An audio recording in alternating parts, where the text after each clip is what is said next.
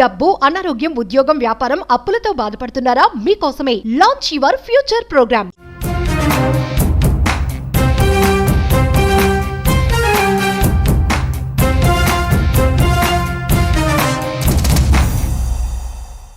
నమస్తే, welcome to Suman TV. ఈ నెల 14వ తేదీన జరగబోతున్న జనసేన ఆవిర్భావ దినోత్సవ కార్యక్రమానికి అంగరంగ వైభవంగా ఏర్పాట్లయితే పూర్తవుతున్నాయని చెప్పుకోవచ్చు.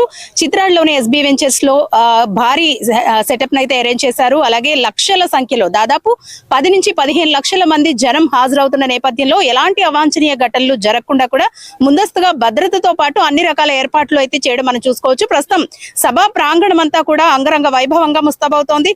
సార్ నమస్తే అండి, మీ పేరు? ఏడుకొండలు.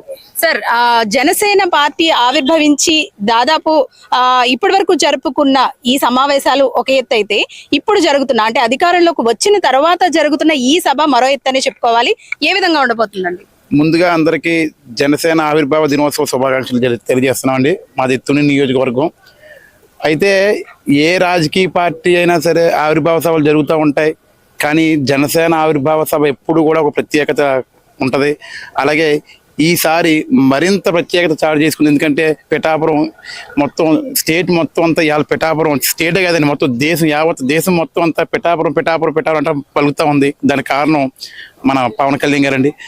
అటువంటిది ఇవాళ ఇక్కడ ఆవిర్భావ సభ జరపడం మొత్తం మా ఈ పిఠాపురం జనం, ఈ పిఠాపురం నియోజకవర్గం అంతా చేసుకున్న ఎన్నో జన్మల పుణ్యమని మేము భావిస్తున్నాం.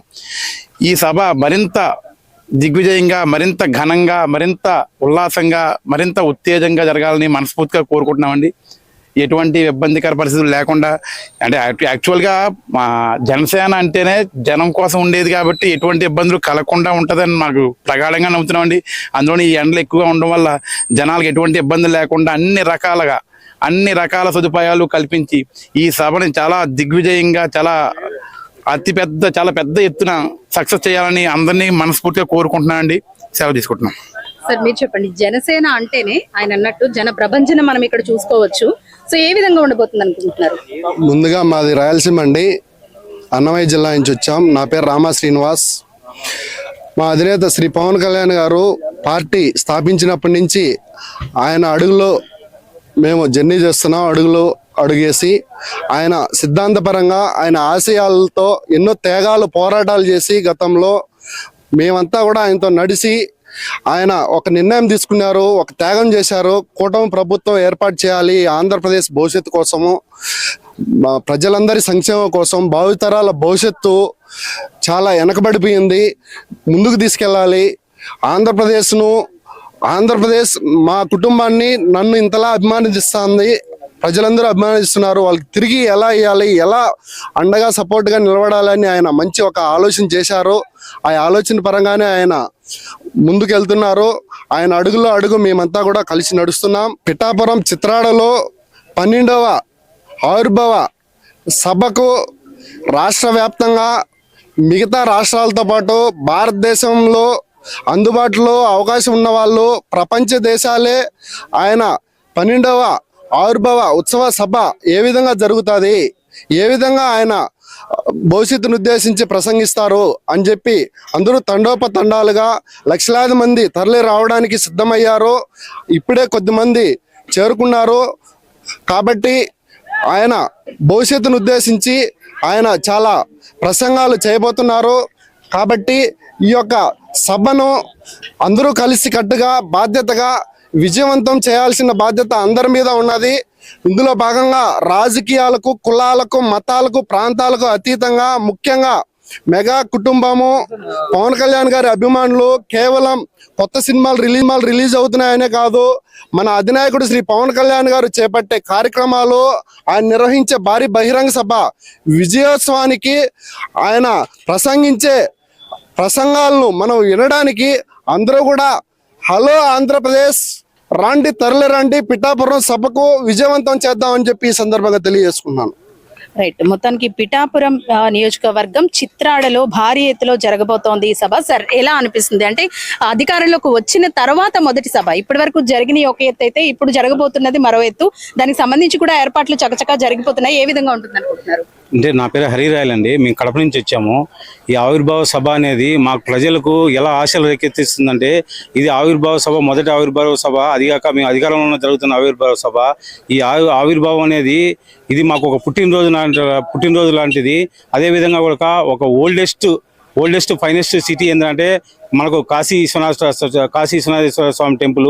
అదేవిధంగా ఆ కాశీ విశ్వేశ్వర స్వామి టెంపుల్ ఎలాగైతే వారణాసిలో ఉందో, అలాగే జనసేన పార్టీ అనేది ఒక largest party in this AP అనే విధంగా ఈరోజు ఆవిర్భావ సభ జరగబోతుంది. దీనికి రాష్ట్రం నలుమూలల నుంచి వేలాదిగా తరలిస్తున్నారు.